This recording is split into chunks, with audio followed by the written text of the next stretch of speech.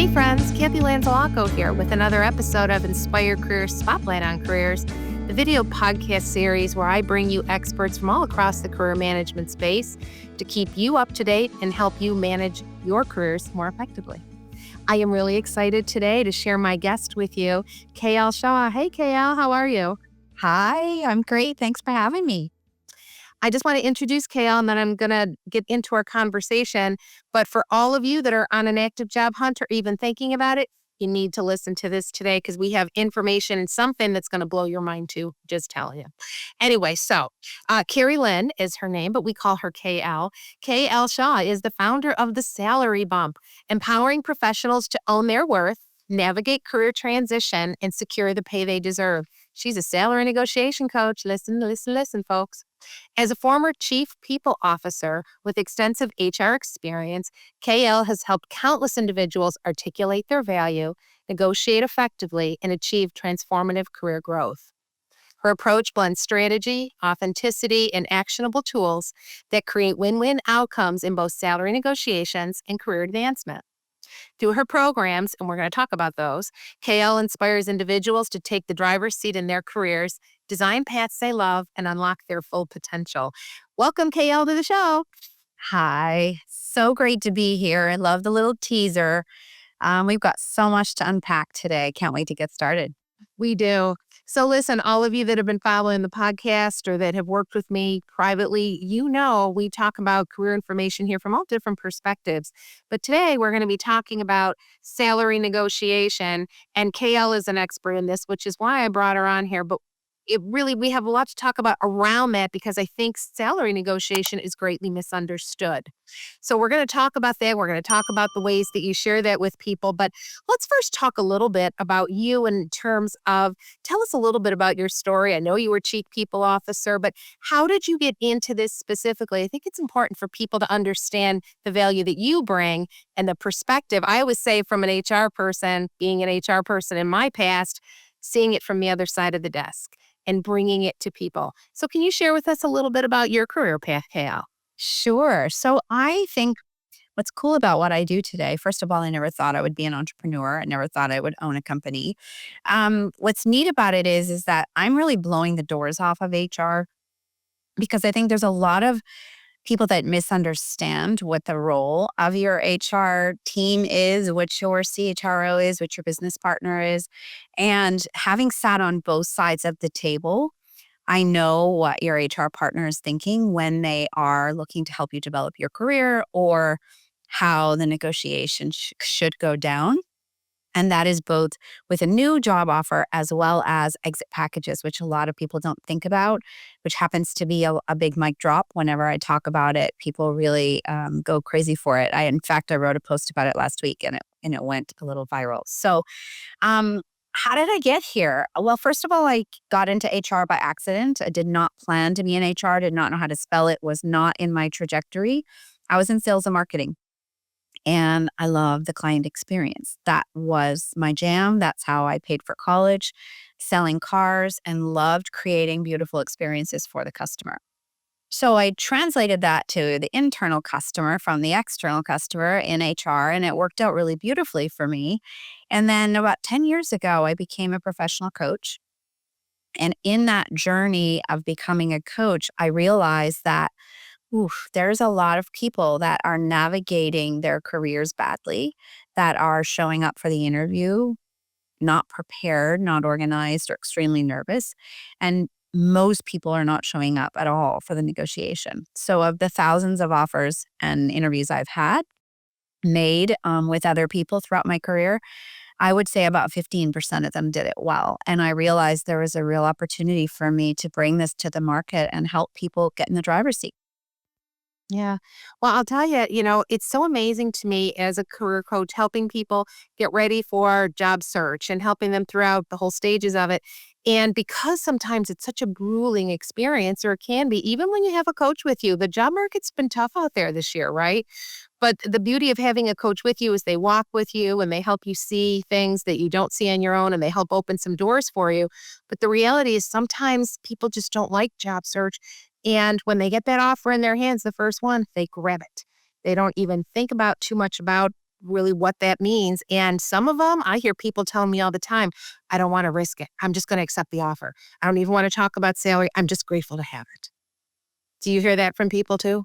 I hear it all the time. And so actually a lot of the work that we do in the first stage of working together is mindset and really helping you think about an abundant mindset versus a scarcity mindset. So if you don't have a job and you're interviewing and you have bills to pay, you are of course coming at it from a little bit of a different perspective Sure. than if you're in a current job and a recruiter reaches out. So there's lots of different ways that you can look at it, but coming at it from a fear base isn't the approach that's going to help you. And I'll just from a stats perspective, every HR person is expecting you to negotiate. This is a reality that people need to know. Can we say that for the people in the back seats and the high seats so everybody hears that? Because I don't think people believe it. It's like, that doesn't apply to me. Say it again, please. It's a shock when you don't negotiate. As an HR professional, part of the interview process is seeing how you show up in the negotiation and how you frame it, how you have the conversation with a positive mindset. And it is actually really a surprise when you don't. So that's first and foremost, you should know that. And then I think as a stat was probably from Forbes or Fortune last year that said, when you negotiate, 90% of the time, the answer is yes. 90% of the time. That's not necessarily the full amount that you're asking for, but the goal is to set up this conversation in a win-win kind of way so everybody feels valued and seen and appreciated. Because don't underestimate, if I'm interviewing you for a sales role, if I'm interviewing you for a customer facing role, customer care role, anyone in HR, finance, if you're in front of vendor partners, I want to see how you're going to show up when it comes to this. Yeah. And it's interesting too, because I think and I know I've heard this from people too, that they're afraid that they're going to appear ungrateful for an offer as opposed to demonstrating their value of their negotiation skills and really understanding and be able to communicate their own value. I mean, employers want to know that that you're providing value. That's not arrogance. It's not conceit. It's saying, look, this is what I've done my homework. Yeah. I'm good. You're good. Let's be good together.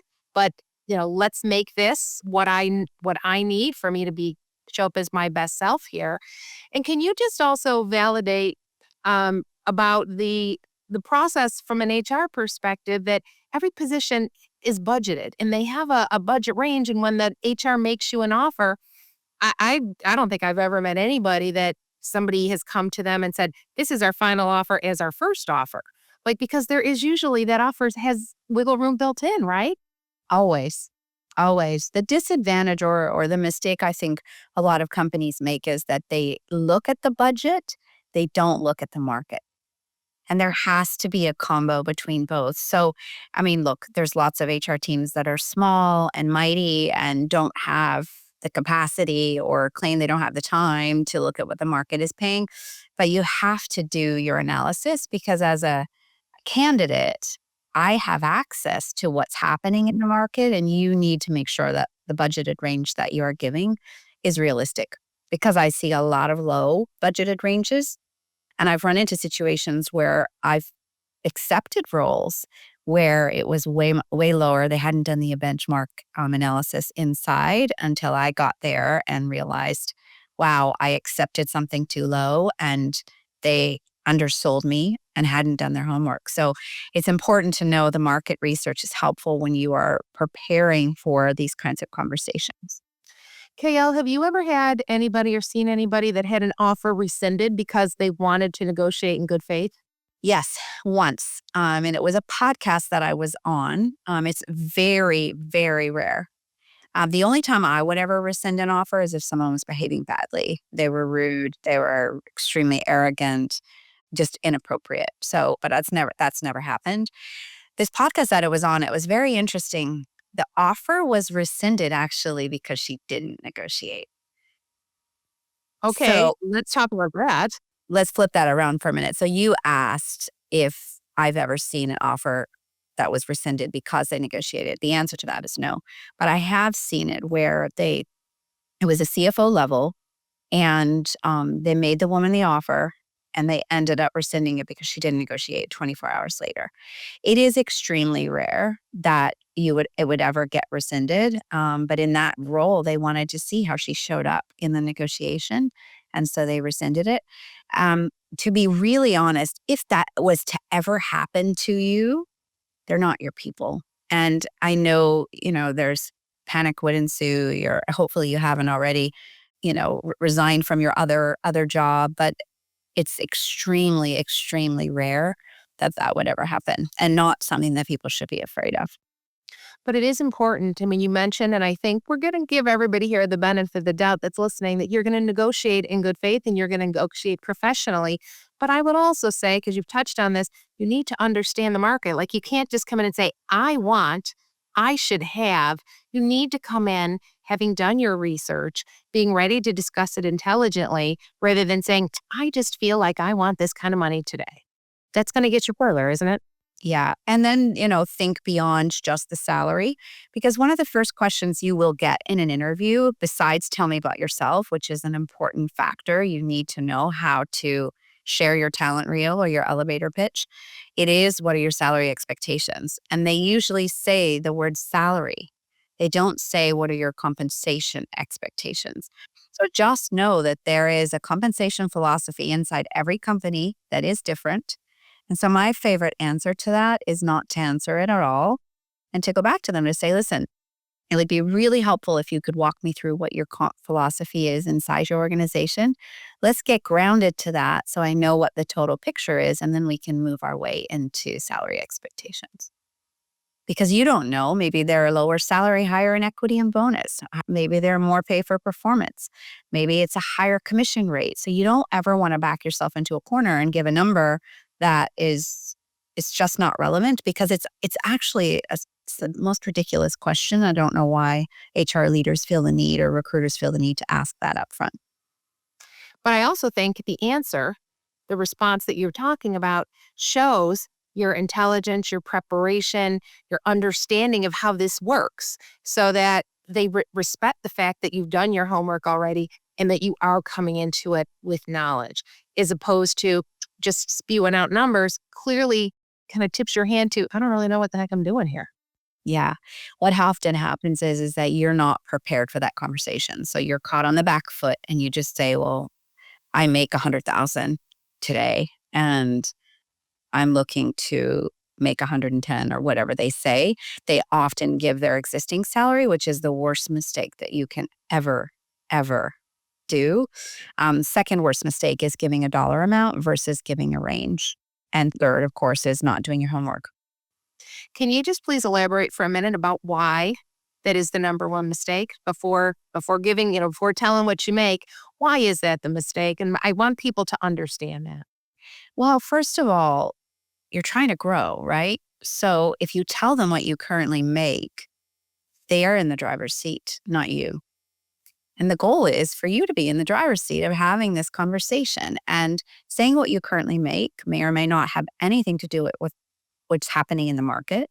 This could be a promotional job, so taking you from manager to senior manager, or senior manager to director. So you're already undercutting yourself if it's a roll up. It shows you haven't done your homework, and it shows really a lack of confidence. So the best thing that you can do is go and do the market research and see what the market is paying. And then you can talk confidently. Once you know what their comp philosophy is, you can talk confidently about what the best approach is for us so that we can move forward. Yeah, and I think the other thing that I find so important about that too, that I think people underestimate, is the salary. When you pull out your salary that way, in addition to everything that you're talking about, what you're also, if you are a woman, if you are a person of color, you may have already been impacted by the fact that you already may not be making enough. I mean, we can talk about pay transparency, we can talk about all these things too, but if you're already not making what you should make, once you throw that number out there, now they've anchored you to that number. And somehow that number is going to come back to bite you, because you don't know, perhaps. And maybe that's exactly why you're leaving your company, because you know you're undervalued. You haven't been treated right. Maybe you didn't get the promotional opportunities that you know that you had worked for. And so maybe instead of 100, you should be at 125 and maybe a 20% bonus instead of a 10. And now that you've kind of laid that out there, now the expectation is that you've anchored yourself closer to that lower number. And people that have already historically not gotten paid what traditionally white men in the marketplace have gotten paid may find that they are more at risk there because of what they're making. They just aren't making what they should have. It's harder also to pull the real negotiation at the end of this process. It's really difficult to pull yourself out when you've backed yourself into that corner. At least if you've given a range, you've got a little bit of room to play. But not having done that homework early on really does not set you up for success in when the actual offer comes. And you're on the back foot. And the goal is to be having these real conversations up front. Yeah, absolutely. And look at talking about money can be tough when you're talking about money with your family, right? When you're talking about it with your kids, with your spouse, with friends. Even sometimes it's uncomfortable going to the bank for a loan, right? A mortgage, and you feel uncomfortable money. So we get that it can be very uncomfortable talking about money when you're talking about yourself and asking for more money in a job, right? I mean, so it does take preparation and practice. Yeah, like anything, the more prepared you are, the better. But there's also things, Kathy, beyond money. And that's another factor that we talk a lot about with my clients is we get grounded from the very beginning about what is important to you. So for me, money was not my driver. I knew that I would succeed on the performance side. And so I leaned heavily into that. And so it was more of a prove it. Once I prove it, then you can show me the money. Today, that's obviously I would have done both. That was a mistake on my part for the first several years of my career. I didn't know I could negotiate. I didn't know how. I just listened to the noise and the limiting beliefs that women are bad negotiators and therefore didn't try, or I was afraid they would see me as greedy. So it's, that's the abundant versus scarcity mindset. But what I did do was get my MBA paid for. What I did do was get a car, insurance, and gas. What I did do is any kind of professional development. What I did do is get them to hire me coaches. What I did do is all the other ancillary things that were important to me. Pay time off. I got more pay time off, flexibility from a work perspective. So all the other things, you list out those values. Today, obviously, when I work with clients, I want them to get that total picture. But if they won't meet you where you want to be salary wise, there are other ways that we can play with that in equity, in bonus levels, in tuition reimbursement that maybe they would go back and pay for an MBA that you already have, or a high level MBA that you can get a premium added on as well. So there's lots of levers that you have to pull. People just don't realize them. Healthcare. I get people their healthcare paid all the time, fully paid. That's a negotiation tactic. Hmm. But I think you said the key, though. The key is identifying what's important to you and what you want. And listen, everybody deserves to get paid what they're worth. So listen, she's not saying throw the money under the bus, but what she's saying is be creative because there's a lot of important things. And unless you identify it up front, you risk going into those negotiations and not putting any of these things on the table till you start there. And then you realize, oh, what was I thinking? I was just in such a hurry to close this deal. It never even occurred to me. Wow, wouldn't I have loved to have this or this? And what's the worst thing that can happen? You lay it out and they say no, or usually what I've seen happen is we can't do that, but we can do this. Yeah, All right. That's negotiation, right? absolutely. Absolutely. And don't forget, by the time they've given you an offer, they want you. They don't want to lose you. Yeah. So I've sat on the other side of the table with the leader breathing down my neck saying, you better close Kathy. Like, we need her. You pay her whatever you need to pay her. Yeah. Right. So obviously, then, we're managing to a budget. And sometimes we would go over that budget because we couldn't afford not to close this with you. So the leader on the other side, once they've made their decision and they want you, don't underestimate the power that you have. They really want you. They don't want the plan B. They don't want the B candidate. They want the A candidate, and that's you, or they wouldn't have made you the offer. I love that. Now, what I want to do though, I want to just pivot here because I don't want to lose anybody, but I want you to start thinking how I'm going to draw this line for you. I want to talk, KL, about your philosophy about getting to be the one that they want, how you prove that, how you get them to love you, to fall in love with you. I tell my clients, fall in love with you so that they want to give you the money that you want and the situation, whatever that might be. But folks, this is important. So pay attention here. Believe it or not, salary negotiations does not start with your offer letter. And I'm going to have KL talk about that, but I want to tell you why I'm broaching this with her. And KL, I mentioned this to you before, is that before we recorded, and as I tell all the time when I have people on my podcast, I like to test first.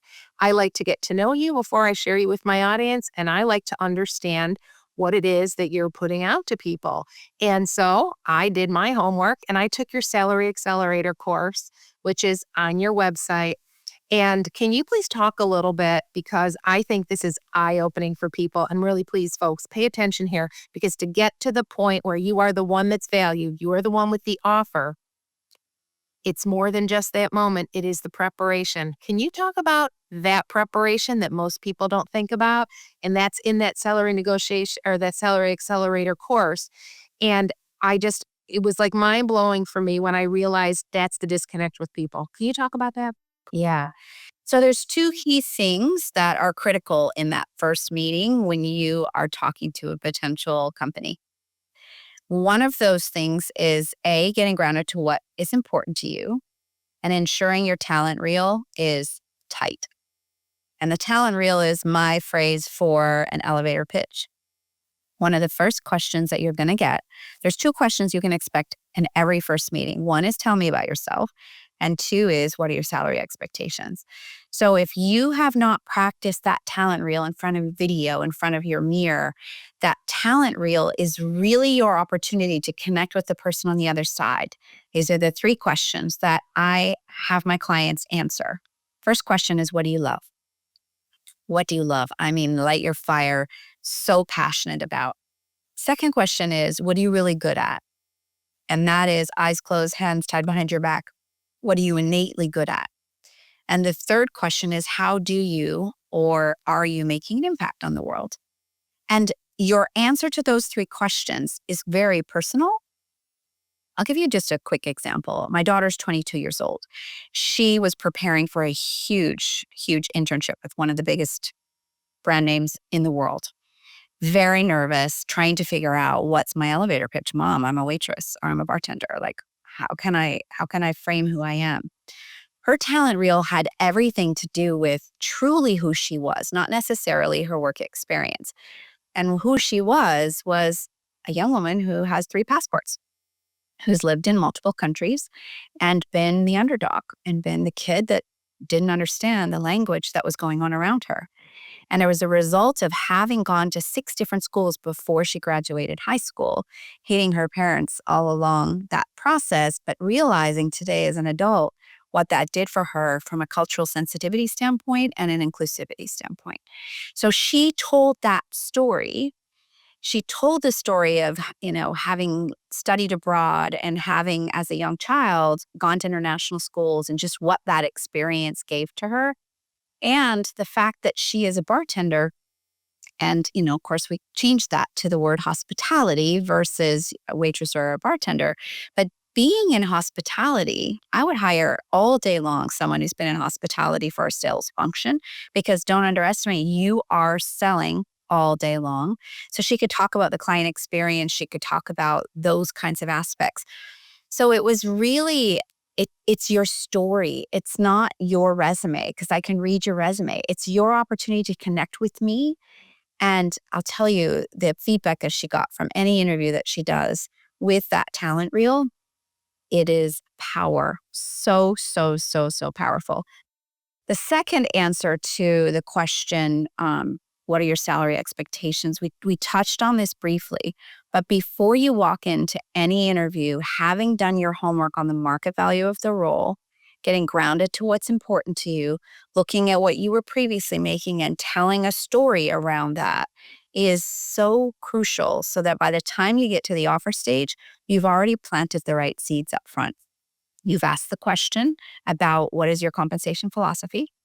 Tell me about your structure inside your organization? Well, we have salary and nothing else. We don't have bonuses. We don't have equity, but we have a really good healthcare. Okay, tell me more about that. Tell me more about some of the ancillary benefits. Let's talk about hybrid, remote. Tell me more about that. Talk about development. How do you develop your people? So that is so crucial that you've done that homework and that you at least have a range that you know you'd be happy with. And when you're setting up that range, I also like to always say that the low end of the range that you give should be the number that you'd be happy with. The high end of the range that you give is the number you'd be over the moon with. And the goal is to get you somewhere in between. Because ultimately, they're going to look at a median perspective. So never give a number on the low end that you don't want. Always give a number that I'd be really happy with this number. So I feel good about that being the low. And in the event say they give you the lowest number. Yeah. That's a great way to think about it because I think people get caught up in, well, do I understand how salary works? And I can't do the math and where my range should be. And that simplifies it. And that's exactly how everybody thinks. And that's what you need to live. And that's what you can live with. So I love that perspective. I hope everybody caught what she's talking about again is telling your story, understanding who you are, what your value is. You've got to bring them into your world before they're even thinking about providing you with the offer. And Yeah. who can't engage them, if you can't bring them along with you, there will be no offer. There's no offer to negotiate. But once they do and they fall in love with your story, like the story with your daughter, something unique that sets her apart, something that breaks away from the white noise about what everybody else rattles off their skills, right? This is the difference. And this is why people get hired. Yeah. It is always about storytelling. The same goes for answering any question.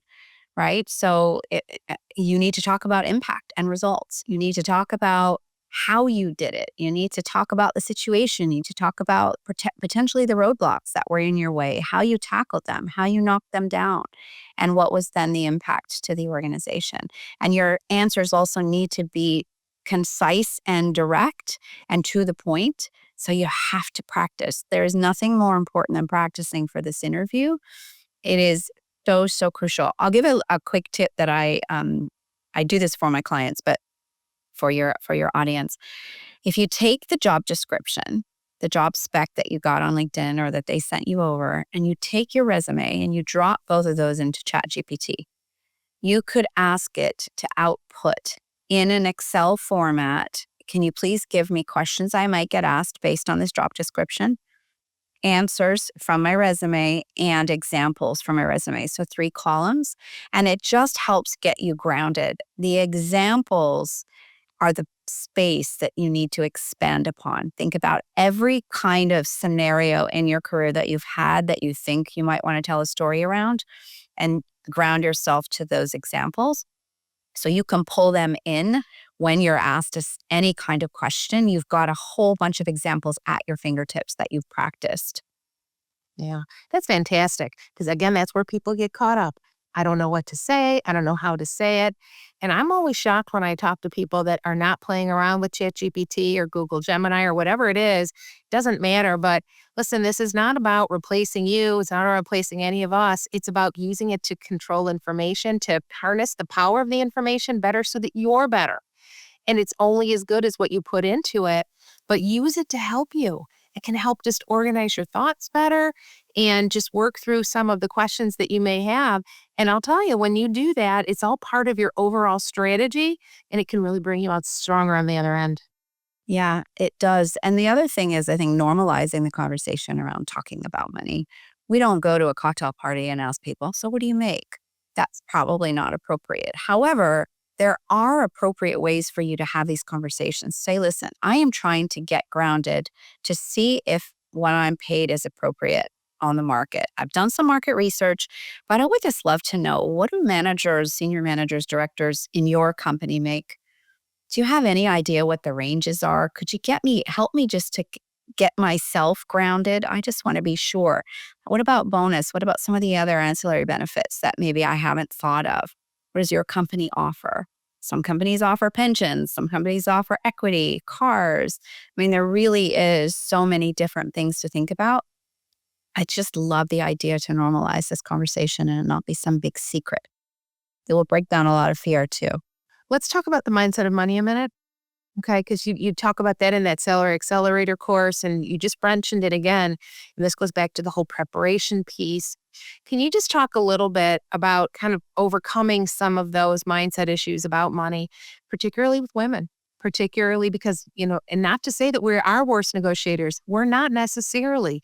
But again, we've been socialized and we've been kind of programmed to believe a lot of these things about ourselves. And then there are some women I talk to that absolutely have never done it, refuse to do it, scared to death about it.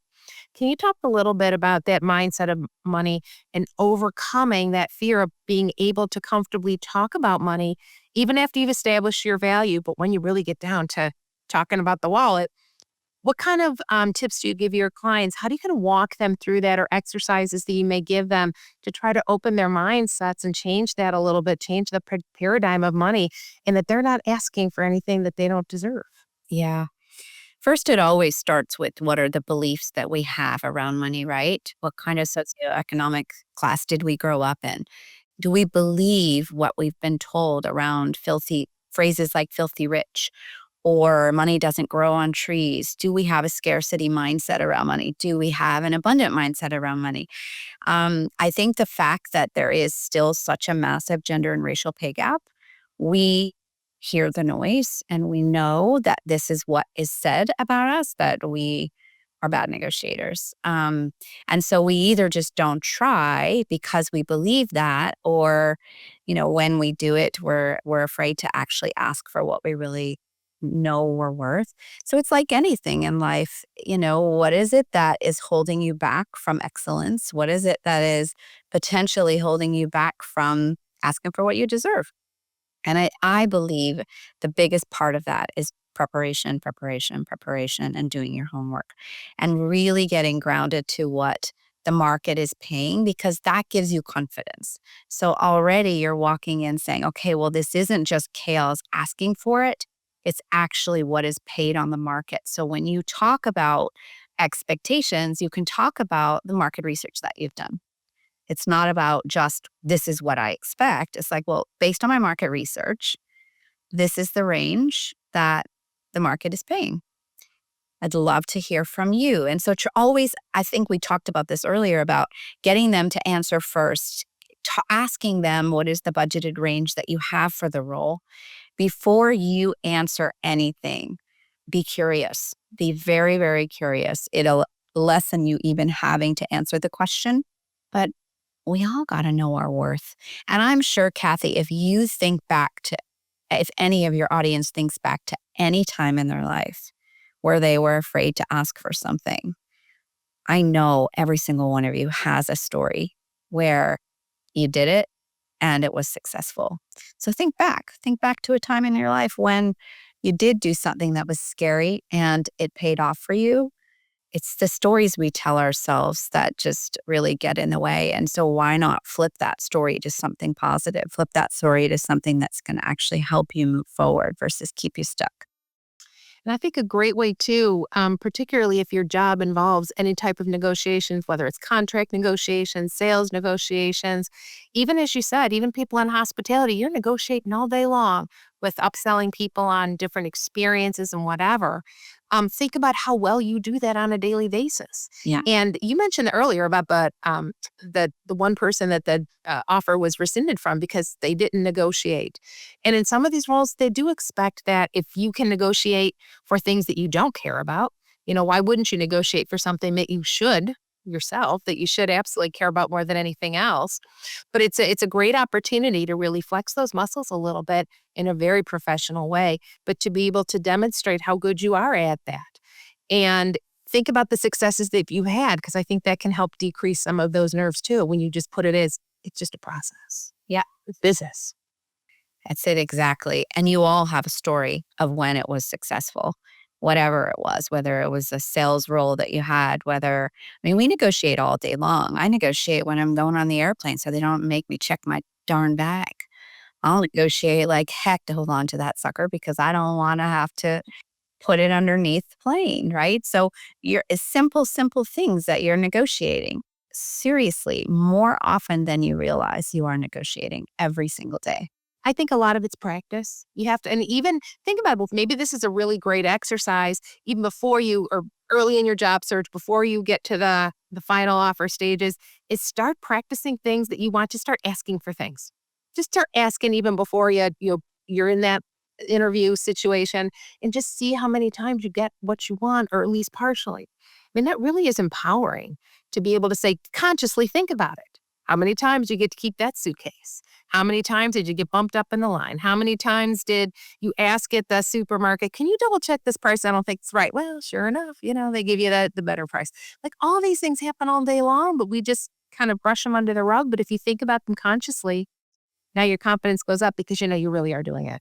Yeah, exactly. We all have a story. I think it's just reframe. We can all tell ourselves something negative. We can all listen to the noise, but reframe it, turn it around. Make it be something that works for you, that's empowering, that gives you confidence. I also like to say, when it comes down to the negotiation and they've made you an offer, that you say to them, hey, listen, this is a great place to be in the process. You want me, I want you. So, how do we create a win win here for both of us, that we both feel valued and seen and appreciated? How do we best do that? And then stop talking and have them answer, like, you know what? That's a really good point. I want to make sure that I'm giving you the best possible offer. I want to make sure that I'm sharing with you and being very transparent. And you know what would make me feel valued and seen? This is what would make me feel valued and seen. And then that conversation just takes the whole negative air out of the room, and you're able to have a real conversation around it.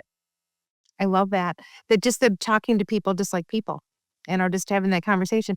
Which then I have to ask, do you have any great success stories that you can share, that, like, when you think about somebody that you've coached one-on-one, and they've applied these tips, and they've applied your process, and they've gotten what they want. Can you share some of that? Oh gosh, Kathy, I have so many incredible success stories. I'm going to give you two that really stand out for me. One was a woman who reported to a CEO. She was feeling like something wasn't right, that the CEO was kind of backing away a little bit. Something just didn't feel quite right. She called me, saw me speak at an event, called me and said, something's going on. I think it's time that I leave. I think I'm just going to retire. I've been here 35 years. And I said, before you do that, let's see if we can't proactively get you an exit package. So we strategized on the conversation. Of course, there was a lot of work that went into it. And she walked away with $2.3 million. Ah, $2.3 million. oh my gosh. We were able to secure 1 month for every year served. I would say director level and above, that would be more common. Mhm. That you would get 1 month. Below director level, 2 weeks, maybe 3 weeks for every year served is sort of a standard that people can just have that in the back of their mind. And we got lifetime benefits for her, healthcare benefits. We got stock payout. We got me paid for. Many of my clients get me paid for just in going to their leaders about career development and their own professional development. They are able to then get me secured. So that was a beautiful win and a beautiful success story where she was in the driver's seat, as opposed to them potentially laying her off and telling her it's time to go. She was the one who brought it forward. So there was also a different process of saying goodbye to this 35-year career that she really was in charge of. So it was a really beautiful story. And then another woman just recently called me to negotiate. She was about to go into her final meeting with the board. It was a CCO function, Chief Commercial Officer. It was a promotion for her from a vice president. She said, Kale, we haven't barely touched money so far. Perfect. We were able to get her $175,000 more in her base, a $315,000 sign-on bonus for future stocks that she would have gotten from her previous company, which is unheard of, by the way, that a company will do that. Millions of dollars worth of equity. That was great. But the beautiful part about this situation that she didn't realize we could do is we negotiated that beauty package, and we got her a $450,000 exit package because she had been there 17 and a half years, and she got 1 month for every year served. So she had no idea that she could raise her hand for a package if she was going to a new job. It didn't matter. The fact of the matter is, we told a beautiful story around it. She had been overlooked for a role, a promotion. There really wasn't anywhere else for her to go. She had kind of done everything she wanted to do in this role. And it was time. 17 and a half years, it was time. And it was a beautiful scenario for her to navigate both. And then the third negotiation with her package was negotiating me as her executive coach to onboard. So those are two higher end stories, but I have another one for someone who is an automotive technician. We co-created a bonus structure. We got him a 40% increase. We got him a car, insurance, gas, which is $1,700 out of pocket that he was paying that he no longer has to pay. We got him and his wife's healthcare insurance at $1,000 total a month, $500 for each of them covered. We got several dollars an hour more in his hourly rate. A beautiful, beautiful approach. And that was in an existing role, which is very hard to do. You tend to get a little bit more when you job jump. This is like amazing. And this is not an unusual circumstance. I do these kinds of things all the time. I have so many beautiful stories to share, but I hope that gives you just a little indication of what does it mean to prepare? What does it mean to actually ask? And hopefully, mic drop the exit packages because a lot of people are not thinking about it and they're not in the driver's seat in their current company and talking to their leaders about their goals, about their career goals, their financial goals, their growth, how the leader is supporting them in that, and what they can do to continue to move to new levels. But what I hear, and that's all of those success stories that you were talking about, the way that you described them all was not tough negotiator, got back at him, bottom line. You kept using the word beautiful.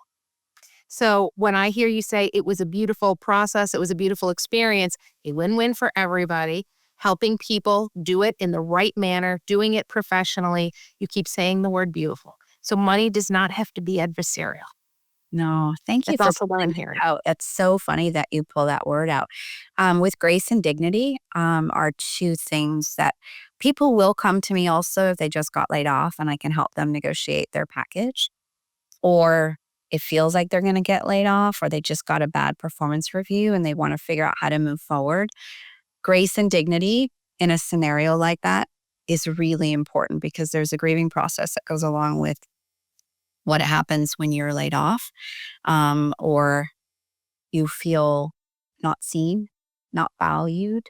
And so, really getting in front of it and having the right conversations earlier on, doing it with grace and dignity, it's a totally different feeling and dynamic. I love that. So, Kale, when people come to you, is there a time that they should come to you?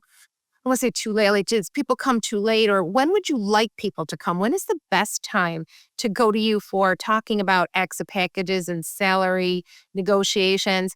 Is there a time that is there ever a time it's too late, or but more importantly, when is the best time to do it? Oh, it's sort of a hard question because the three different approaches that I have the salary bump, which is someone who's about to jump into their dream interview and wants to be prepared with their talent reel, with their interview prep, and with being able to answer the questions, what are your salary expectations? That's a sweet spot. So that's the salary bump. The career bump is a 3-month program that is really for people who want to get in the driver's seat. That could be that they want to get promoted.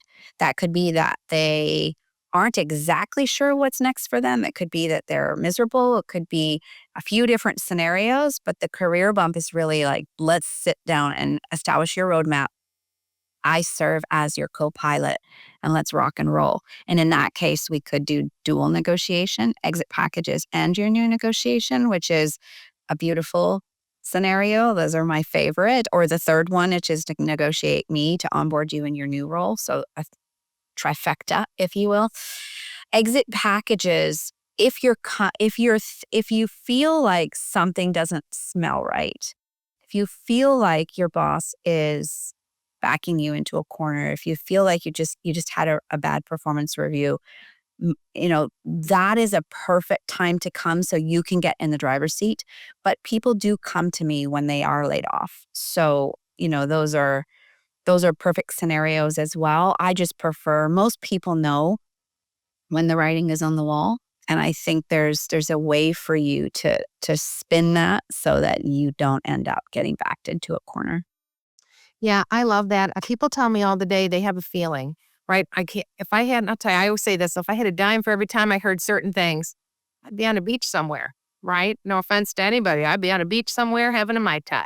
But the reality is we do have great instincts. And when something doesn't feel right, we know, we may not know exactly how it plays out, but we know something's not right. And we owe it to ourselves to care for ourselves. And I also heard you say within there is that we cannot expect our employers to have our best interest at heart. And we have to take care of ourselves. That might mean going to the outside to get a coach to help you for, career coaching, for advancement, but also for situations to say, I'm at this situation and I'm not sure. This is what my employers told me. I don't know. Like everybody thinks lawyers. I want to get a lawyer. You don't need a lawyer. You need a coach probably in most situations. I'm not talking discrimination. I'm not talking about that. But I'm talking about when something doesn't feel right and you feel like something could be different here. What else can I do? And maybe they've even given you a coach. Maybe you've had a mentor and it's still not clicking. You owe it to yourself because they don't owe you that, right? You owe it to yourself to say, what else can I do to help support myself, to bring my best self to work? And if this isn't the right place to work, then maybe I need to look elsewhere. But you're your own best advocate, right? Yeah. I had a woman reach out to me over the weekend actually who had just gotten a poor performance review. And they gave her two options. One, you can go on a PIP, or two, you can find another job inside the company. They did not give clear instructions. They did not give clear information on even why she was on a PIP. It was a very vague, not a great answer. I read the document, terrible, actually, not to help her figure out where she goes from here. So she made the right call by calling me because now I've given her a list of questions to go back and articulate with her leader to get clarity, to come at a place from curiosity. We will likely end up proactively asking for a package, but they never said to her at the end of 3 months or at the end of the PIP, or if I don't find another job, what happens? What does that package look like? Or, can I have more context around why you're asking me to move on to a different function? I've been here 10 years. I've never had a performance review. Is it just this connection? What is it? So her getting ahead of it rather than calling me after she just got fired is a confidence booster already. I received a text from her already saying, I cannot tell you how much better I feel just having that conversation with you. It's a lonely place. It's a scary place. This is your job. This is your livelihood. You have bills to pay. Yeah. So we're going to buy a little bit of time and then we'll probably end up proactively asking for a package. And I'm quite sure they're going to say yes. I've never had anyone turn down.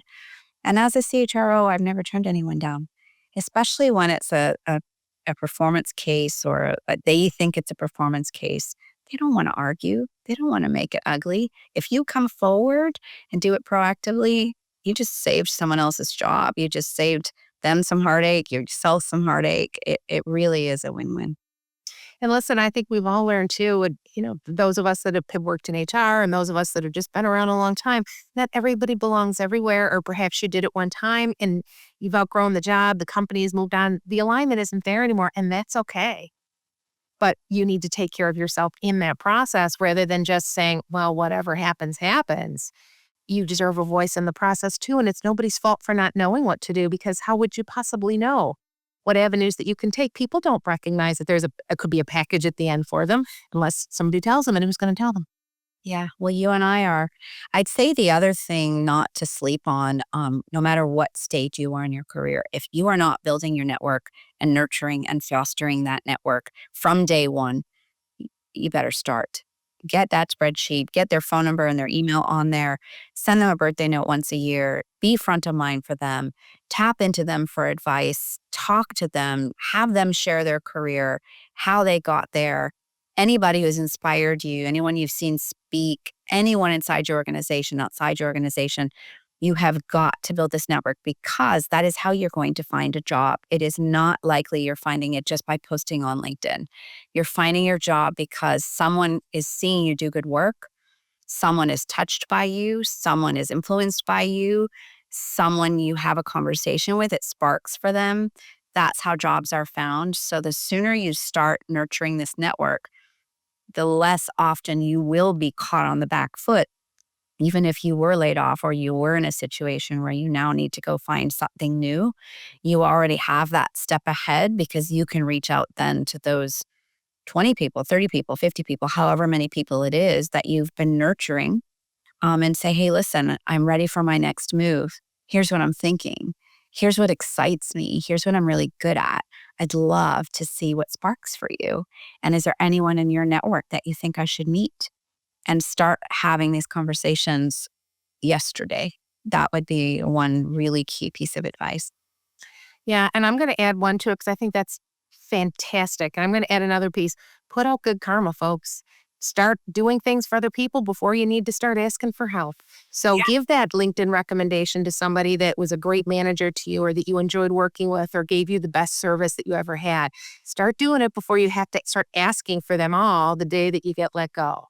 And start reaching out to people like Kayal said, a birthday note or whatever, but recognizing what's important to them. Share a book with somebody, share an article with somebody, get in their consciousness, not manipulatively, but recognizing that someday you may need a favor. So, how can you lay that good karma ahead of time so that when that comes, you don't hesitate to ask because you know you've given? And I think that's an important thing. I mean, people are very hesitant. They know it's up to 80% of jobs, 85 of them are gotten through networking. And yet, people wait till the last minute because it's awkward to talk to people. That's a whole other episode, but this is the problem. So you're 100% right. And I'm going to add one other thing, not just with the network, but with education. So with that, I know we're kind of running out of time here, but I did want to talk a little bit about some of these courses. I told you guys, listen, I took the Salary Accelerator course, and Kale's generous enough that we're going to be offering a code here on the podcast for 15% off to engage in the course. I've taken it myself, so I would not recommend anything to you I did not find a value. And I will tell you, there's some pieces in there that are going to really blow your mind about that, the preparation piece, and then some really great stuff around the salary negotiation offer at the end too. A lot of it's mindset, because we've talked about that. But is there something else that you can recommend? Because I know a lot of times, people may be seeing themselves working with you already, but if they're not and they just want to kind of just get more information about what's happening out there and how to kind of prepare myself, you've got some courses for that.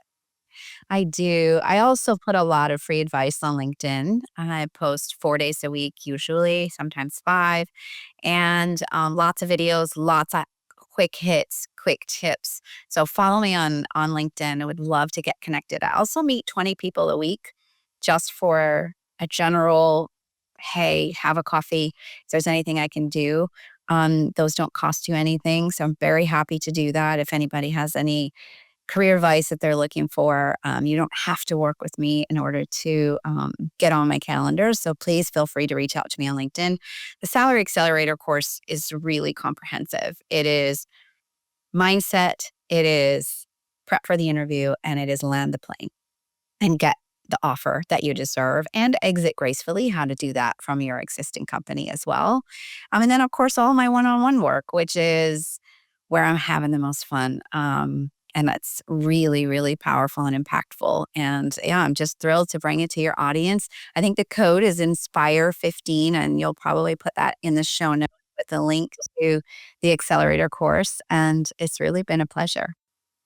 You're fantastic. Thank you so much. And listen, folks, we met on LinkedIn. We met on LinkedIn. This is how I meet most of the people that I bring on here. I meet somebody, we connect, we have great information to share. There is tons of information to be able to share with people to improve the quality of their job searches and their career management overall. And from a coaching perspective, there's enough business for everybody out there. So we're here to promote each other, to be able to share with you what's out there.